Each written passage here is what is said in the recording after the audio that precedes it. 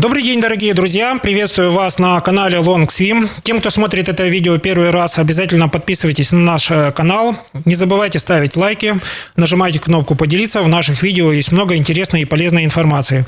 Тема сегодняшнего видео – как правильно выйти из состояния роковой любви. Эту ситуацию мы рассмотрим сквозь призму колеса жизненного баланса Long Swim. И для тех, кто смотрит это видео первый раз, я расскажу о теории любви, связанные с тремя компонентами. Три важных компонента – это близость, обязательство, страсть. Близость – это наш базовый эмоциональный элемент любви.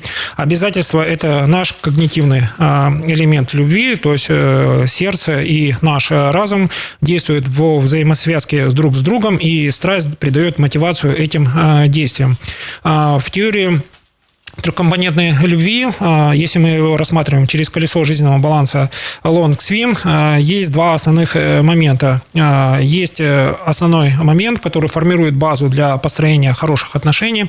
Это высокая близость и низкая близость. Если у вас присутствует низкая близость, это высокая вероятность полигамных отношений. Если вы принимаете высокую близость как базовый жизненный принцип, то ваши отношения будут строиться по моногамному сценарию. Итак, я сейчас перечислю 8 сценариев любви или 8 вариантов любви. Начинается это все по восходящей. Первая стадия – это отсутствие любви. Мы относимся к другому человеку, к другому мужчине или к другой женщине, как к незнакомому человеку. Следующий компонент – это высокая страсть, присутствует в очень сильном выражении. Это влюбленность, но низкие обязательства. Любовь с близкого, с первого взгляда, она возникает стремительно. Очень стремительный сценарий. Его можно охарактеризовать как начинаем все с чистого листа. Возникает всего лишь в двух чаще всего распространенных случаях. Мы встретили незнакомого человека, условно курортный роман, позади насыщенный год, впереди непонятно что. На период 2 недели, месяц мы погружаемся в эти любовные приключения. Они очень насыщены гормональными изменениями, очень доминирует гормон окситоцин, но влюбленность точно так же, как стремительно начинается, точно так же стремительно падает. И дай бог, чтобы это все переросло в следующую стадию, называется пустая любовь. В пустой любви люди находятся уже продолжительное время, взаимное эмоциональное вовлечение падает в ноль, страсть падает в ноль. Ничего уже так не связывает друг с другом, совместных планов минимально. Эта ситуация требует решения, то есть кто-то из вовлеченных в это состояние любви должен принять решение, что нужно что-то делать. Следующий момент, о чем идет сегодня речь в видео, это состояние роковой любви, ее еще называют легкомысленная любовь.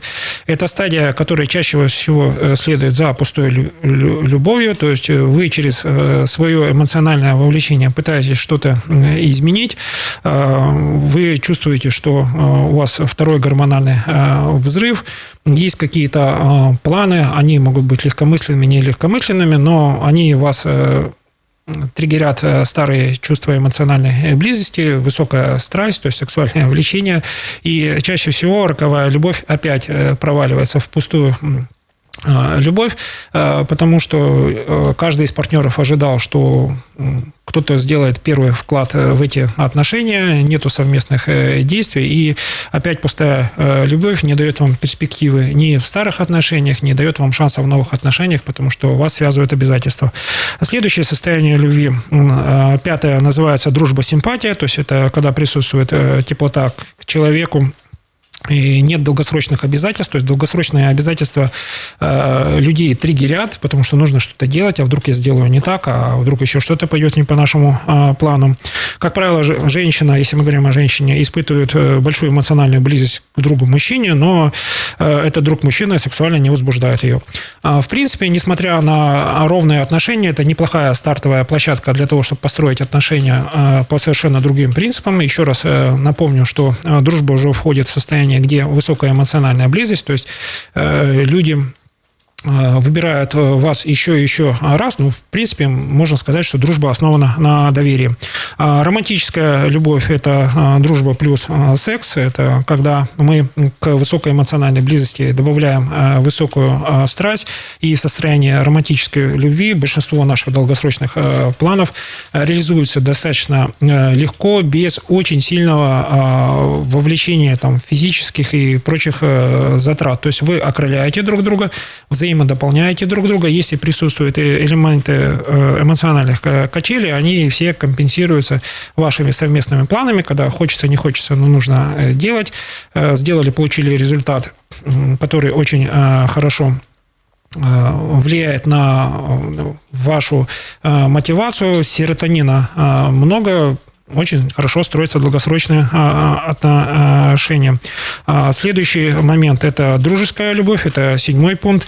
Длительный стаж между супругами. Я уже говорил, что это примерно такое состояние, когда супругам по 50-60 лет уже страсть, секс уже пришли к минимуму, но все планы, вопреки или несмотря на реализованные, потому что эти люди сконцентрировались на том, что доверяют друг другу, они всегда при любых обстоятельствах выбирали друг друга. Это такая классная история любви. И совершенная любовь – это любовь, которая окрыляет не только вас и окружающих, и в это состояние нужно стремиться. Зачем я перечислил 8 состояний любви? Для того, чтобы понимать, что роковая любовь ближе всего находится к дружбе, и чтобы ответить на вопрос, как правильно выйти из состояния роковой любви, нужно рассмотреть все сценарии, почему возникает роковая любовь, и как из роковой любви можно выбраться в состояние романтической любви, сколько для этого нужно приложить усилий, я вам сейчас расскажу. Роковая любовь – это возникает чаще всего из состояния влюбленности, если вы сохранили стадию высокой страсти, но вы не понимаете, какие дальше у вас совместные планы. То есть в состоянии роковой любви у вас много озвученных каких-то планов, чаще всего мужчина озвучивает какие-то планы, и эти планы женщина хотела давно услышать от мужчины, чтобы это он сказал за нее. В правильном состоянии всегда нужно обсуждать свои планы для того, чтобы понять, в какой последовательности их выполнять или какой ставить приоритет. И чтобы выйти из состояния роковой любви, существует 2 варианта.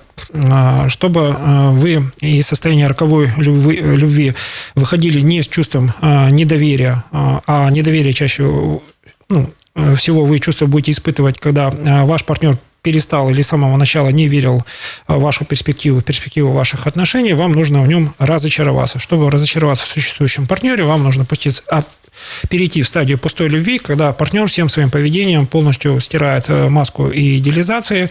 То есть вы из созависимых отношений переходите в стадию реального взгляда на жизнь и понимаете, что, наверное, в отношениях, когда женщина прилагает больше усилий, а мужчина не прилагает каких-то усилий, это не ваш вариант жизненных ценностей, то есть или это не та ситуация, когда нужно тянуть лямку на себе.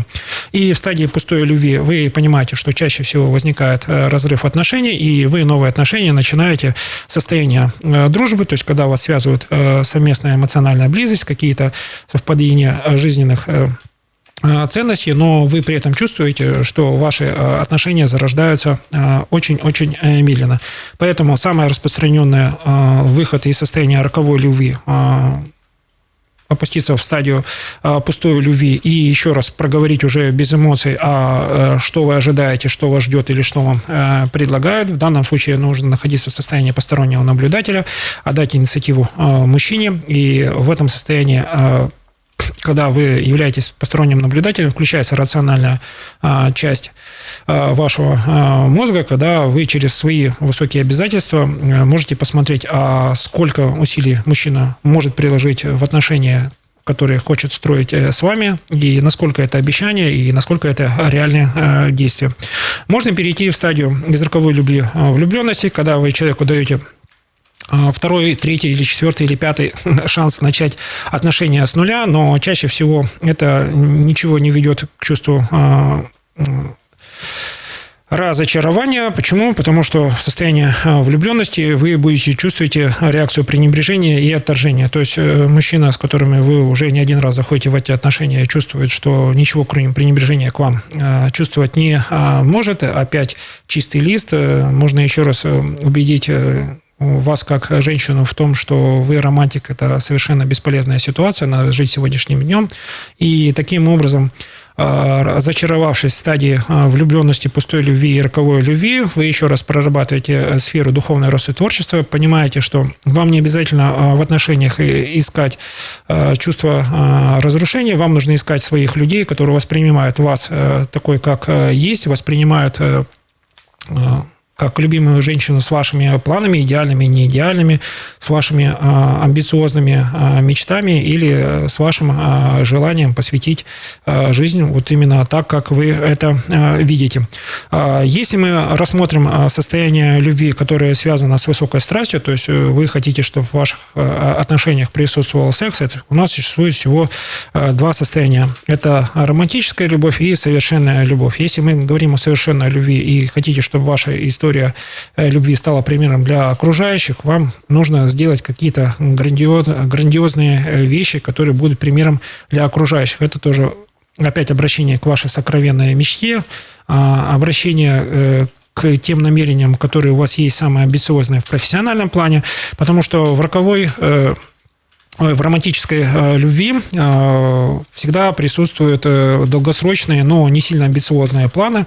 Следующий момент – это дружеская любовь. Дружеская любовь – это когда вы уже, испытывая эмоциональные претензии друг к другу, все равно стараетесь все решить через понимание того, что это все равно нужно сделать ради той любимой женщины, которую человек изначально выбрал сам.